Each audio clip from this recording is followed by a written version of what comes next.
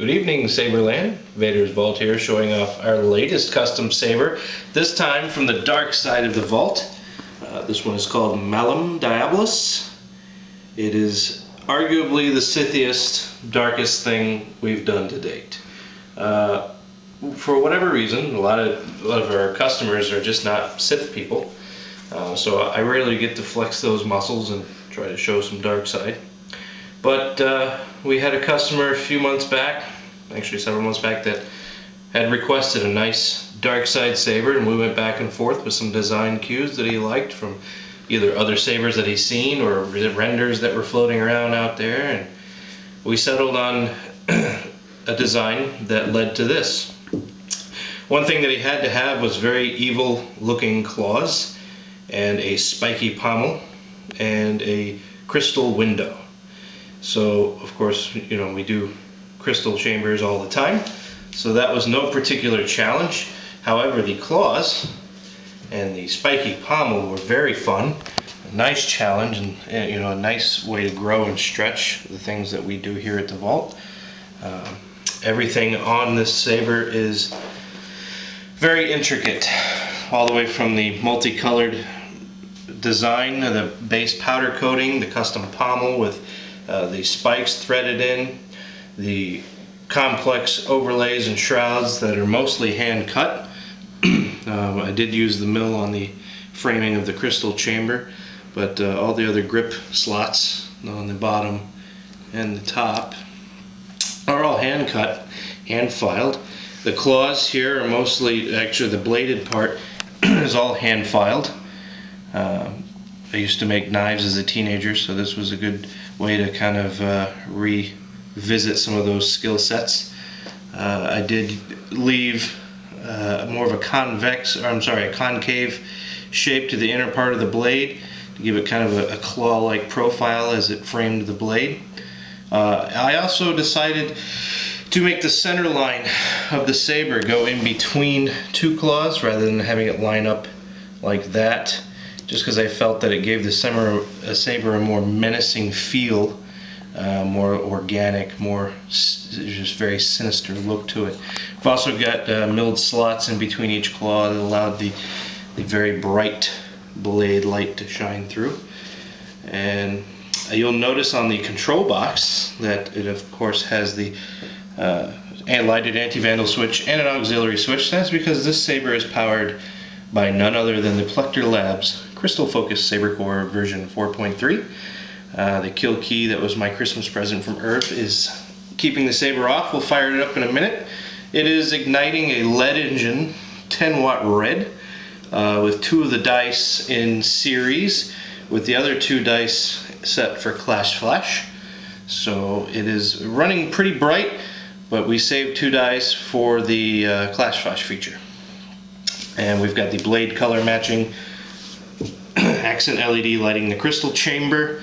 In there we did a hand-picked crystal. We actually scoured the internet for a few weeks trying to find the right size malformed crystal. The customer had requested something that was very unnatural looking. So we found a quartz crystal that had some clusters growing off the side of it. I don't know if it'll show up very well on the camera, but it will be in the full gallery. And we've got some light weathering. The customer was having a very hard time deciding between highly polished or heavily weathered, and I felt that a saber this evil and full of badness just shouldn't look like it came off of a velvet pillow.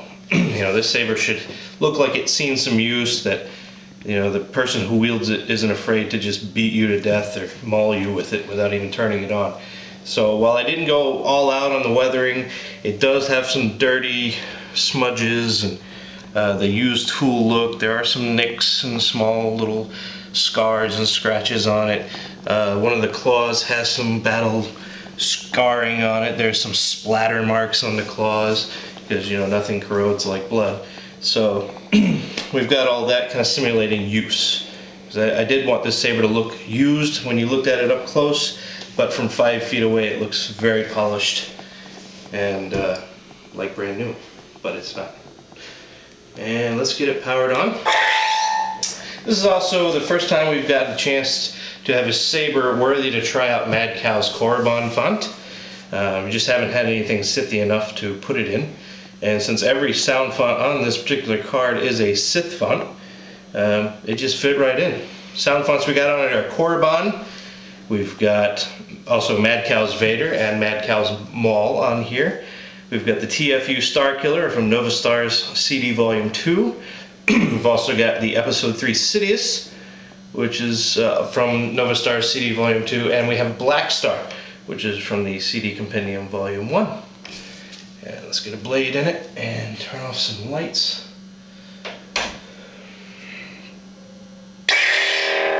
And that is, of course, the Korriban font. Very quick ignition, very tight hum. As you can tell, it is a very bright blood red blade. Very Sithy, very movie red. Very bright crystal chamber. Got that accent LED. I picked the brightest red accent LED I had. I think it's pumping out some like 15,000 microfarad power there. Flash flash.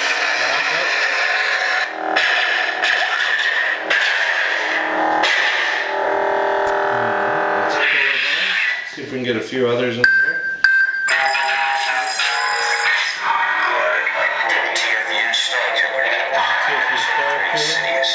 Sidious. There's Madcow's Vader. It's also a very good font.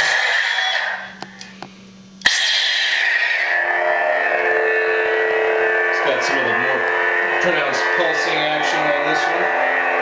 Pulse and flicker. Very organic looking blade.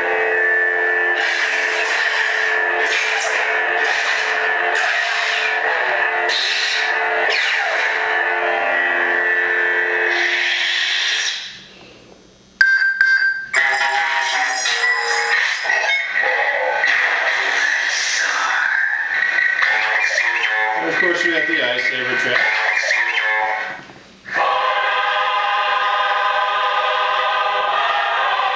Duel of the Fates.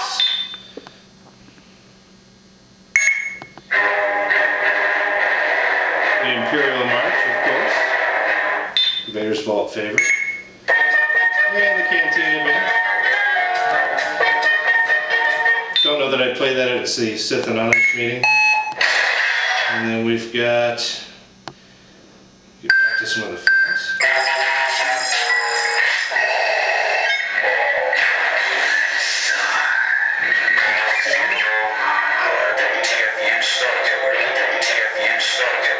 Starkiller font. Very quick ignition. Also got some nice pulsing effects.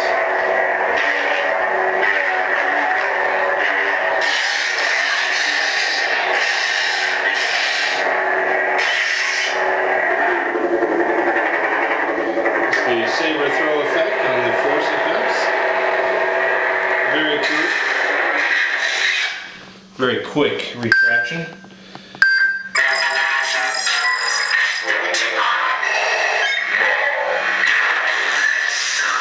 Blackstar is always a cool guy.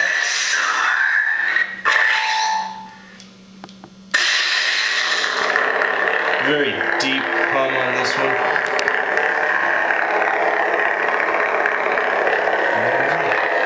Well, we hope you guys enjoyed this beautiful nightmare that we created. Malum Diabolus.